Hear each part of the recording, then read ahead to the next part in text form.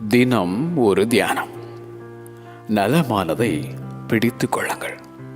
1 தெசலோனிக்கேயர் அதிகாரம் 5 வசனம் 21. கர்த்தரின் நாமத்தை துதியுங்கள், அது நல்லது. ஜீவனை பார்க்கிலும் அவருடைய கிருபை நல்லது.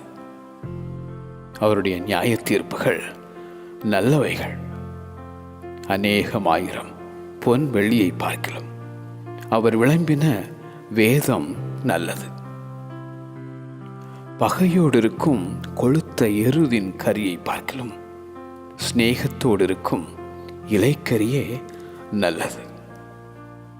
மறைவான சிநேகத்தை பார்க்கிலும் வெளிப்படையான கடிந்து கொள்ளுதல் நல்லது. ஒண்டியாயிருப்பதிலும் இருவர் கூடியிருப்பது நலம்.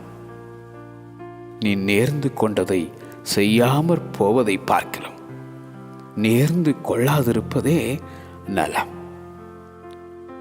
விருந்து வீட்டுக்கு போவதிலும் துக்க வீட்டுக்கு போவது நலம். ஒரு காரியத்தின் துவக்கத்தை பார்க்கிலும் அதன் முடிவு நல்லது. யுத்த ஆயுதங்களை பார்க்கிலும் ஞானமே நலம்.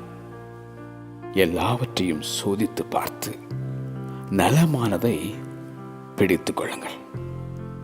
நலமானதை பிடித்துக் கொள்ளுங்கள். ஆமென்.